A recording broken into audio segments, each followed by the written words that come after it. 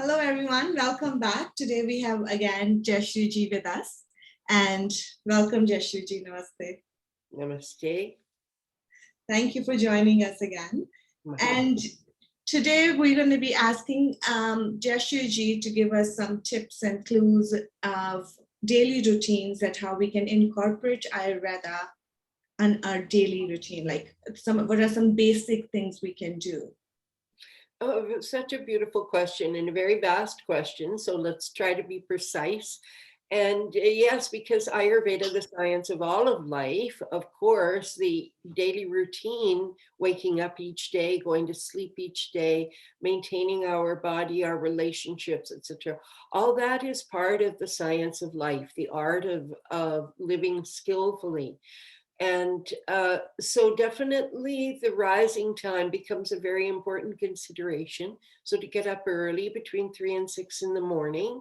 And that is the time, the Amrit Vela, the time of the day that is made by the Creator for remembrance of the divine. So that's when each individual comes to their personal altar, whether they're doing meditation, whether they're doing puja, whatever is their morning ritual. So, of course, before that, naturally, they want to pass the bowel movement, clean the mouth, face, eyes, sensory channels, and get ready.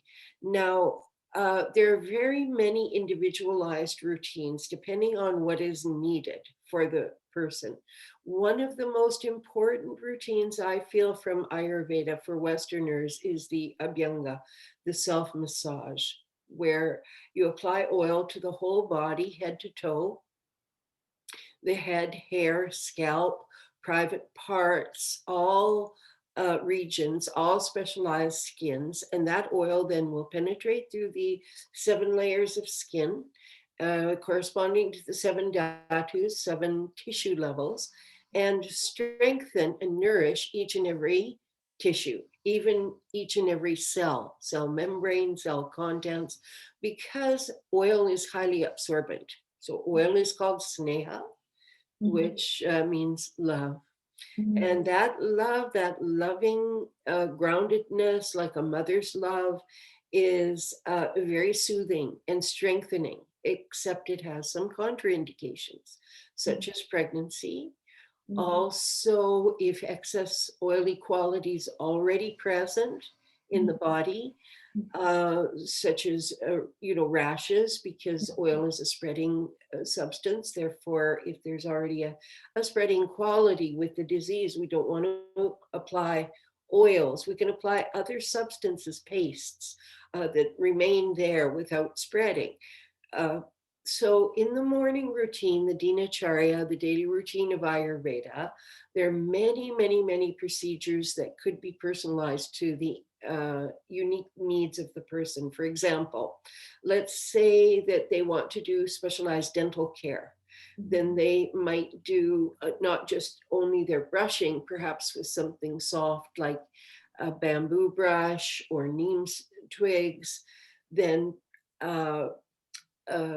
further cleaning the tongue with a tongue scraper, also gargling with oil to strengthen the root of the tongue, very important structure for speech and for dietary factors.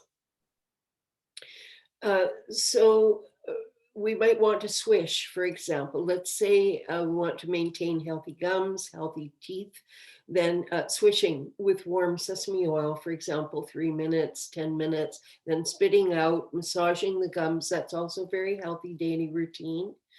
In the morning as well, if you remember Patanjali Sutra, the Yoga Sutras of Patanjali, he talks about observing the yamas and niyamas. What are the choices of the day? Am I committing to healthy choices? Choices that are going to support my spiritual strengthening, and how much am I investing in that? Then, of course, body care. Perhaps the nostrils need little specialized care with nasya therapy, the nasal administration. There are many types. Or perhaps the eyes. Eye care becomes perhaps a unique and specialized need of the person. So we may do some nature basti, some application of kajal or kohl. We might do other measures of doing ghee drops at bedtime, castor oil drops at bedtime, depending. Same with ears. Perhaps we need some specialized ear care to ensure that if there's a genetic tendency to a particular weakness, perhaps that we're addressing it in a preventative way. So that abhyanga, that unique way to apply oil in the morning, leaving it on for about 45 minutes during that time, doing the pranayama, the breathing exercises, and perhaps the yoga asana as well. So the person would be in a warm place, a private place. Maybe the towel will be on the yoga mat so as not to get oil on. And then do the regular asana program that the person's used to. Afterwards, they can shower, but no soap. Then shampoo if it's a shampoo day, and be especially careful if there's oil on the soles of the feet. Mhm. So after doing these self-care procedures, showering, putting on clean clothes, soon the person will be hungry, and that can bring us to a different discussion another day. All right. And is there a specific oils for different type of, so kapha, pitta, and vata? So is there going to be different oils, which oils they can be used? Very good. Very good question. Well, for Vata person, that's the easiest because almost all oils are suitable because Vata tends to dryness, and oiliness is the perfect antidote, perfect balancing substance. So it depends on the individual needs. For example, if there is, dryness, dry skin, dry bones, dry hair, then sesame oil may be optimal. Very mineral rich, very grounding, but warming. So for some individuals, we may need a cooling oil. So if there's a history of acne, a history of outbreaks, then the person eczema may need the neem oil, say, or a cooling oil like sunflower oil.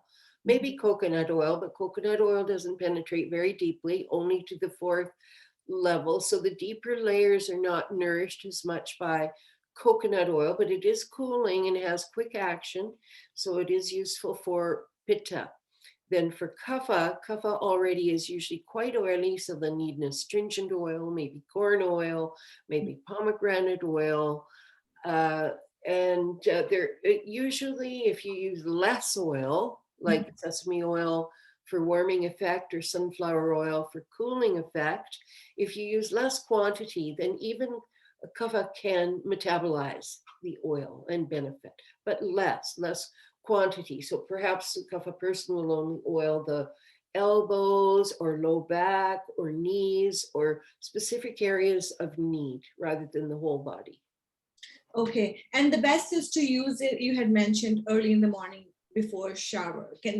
Like some people, if they don't like using lotions and stuff post, like after taking shower, can they apply these oils after that as well, leaving it all day?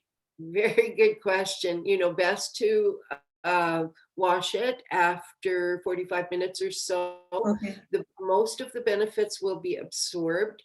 And no, it's not to apply after the bathing. Okay. It's to apply before the bathing so that it can assimilate. Okay. Then the shower is to rinse off the residue, open the pores, drive the oil deeper. Then when you towel off, which may be with an old towel, I keep a couple of old threadbare towels, Yeah. trade them off, and wash them separately. So when you have that security, it's an old towel, you're going to throw it anyway, then happily, dry your skin. It won't be oily at that point. And when you put on your fresh clothes, they won't become oily as they might do if you put them on directly after the oiling, but not rinsing off the residue. Very good. Thank you so much, Jaisri. Thank you. My great pleasure. Thank you. And we'll be back with such more videos with Jaisri. Thank you. Thank you all the watching us. Bye-bye.